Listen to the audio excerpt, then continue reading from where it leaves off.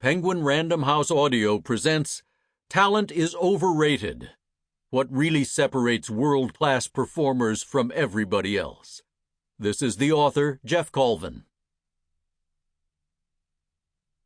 Preface. Of all you do or would like to do in your life, what is most important? Whatever it is, you can do it immensely better than you ever imagined.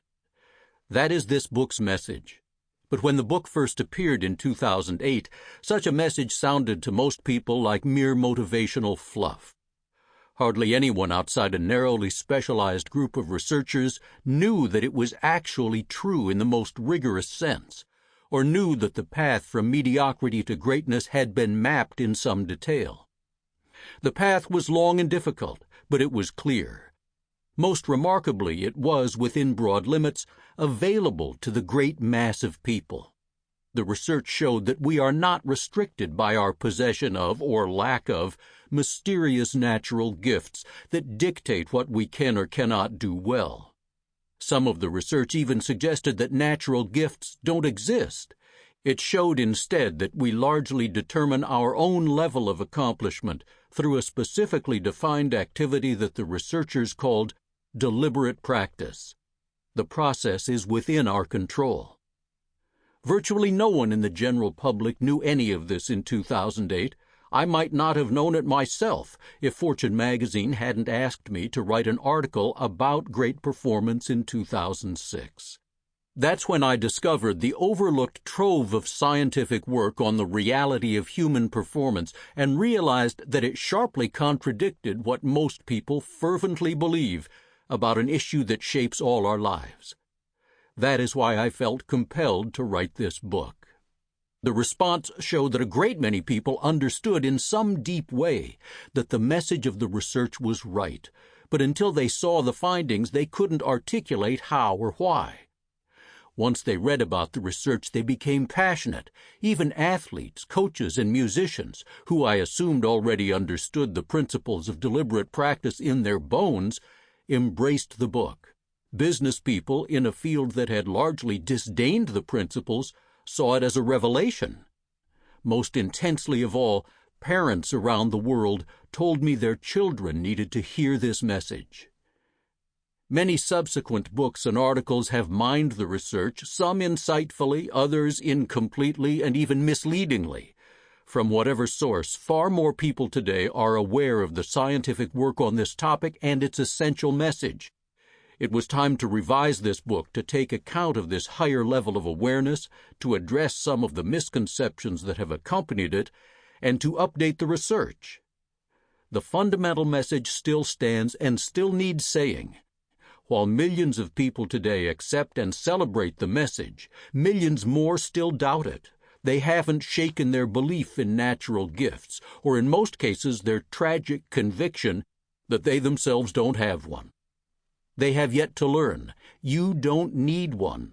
Gifts, if they exist, don't make anyone great. The evidence still shows overwhelmingly that better performance, even greatness, is a choice. The ability to perform at levels higher than we ever thought possible rests in our own hands. Chapter 1. The Mystery. Great performance is more valuable than ever, but where does it really come from? It is mid-1978, and we are inside the giant Procter & Gamble headquarters in Cincinnati, looking into a cubicle shared by a pair of 22-year-old men fresh out of college. Their assignment is to help sell Duncan Hines brownie mix, but they spend a lot of their time just rewriting memos according to strict company rules. They are clearly smart. One has just graduated from Harvard, the other from Dartmouth. But that doesn't distinguish them from a slew of other new hires at P&G. What does distinguish them from many of the young go-getters the company takes on each year is that neither man is particularly filled with ambition. Neither has any kind of career plan or any specific career goals. Every afternoon they play waste bin basketball with wadded-up memos. One of them later recalls, "We were voted the two guys probably least likely to succeed." These two young men are of interest to us now for only one reason.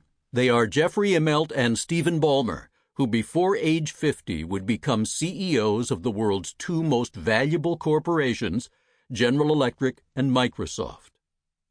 Contrary to what any reasonable person would have expected when they were new recruits, they reached the absolute apex of corporate achievement. The obvious question is how? Was it talent? If so, it was a strange kind of talent that hadn't revealed itself in the first 22 years of their lives. Was it brains? These two were sharp, but had shown no evidence of being sharper than thousands of their classmates or colleagues. Was it mountains of hard work? Certainly not up to that point. And yet something carried them to the heights of the business world, which leads to perhaps the most puzzling question, one that applies not just to Immelt and Ballmer, but also to everyone in our lives and to ourselves. If that certain something turns out not to be any of the things we usually think of, then what is it? Look around you. Look at your friends, your relatives, your co-workers, the people you meet when you shop or go to a party. How do they spend their days? Most of them work. They all do many other things as well, playing sports, performing music, pursuing hobbies, doing public service. Now ask yourself honestly, how well do they do what they do? The most likely answer is that they do it fine. They do it well enough to keep doing it. At work, they don't get fired and probably get promoted a number of times. They play sports or pursue their other interests well enough to enjoy them. But the odds are that few, if any, of the people around you are truly great at what they do, awesomely, amazingly, world-class excellent. Why, exactly why, aren't they?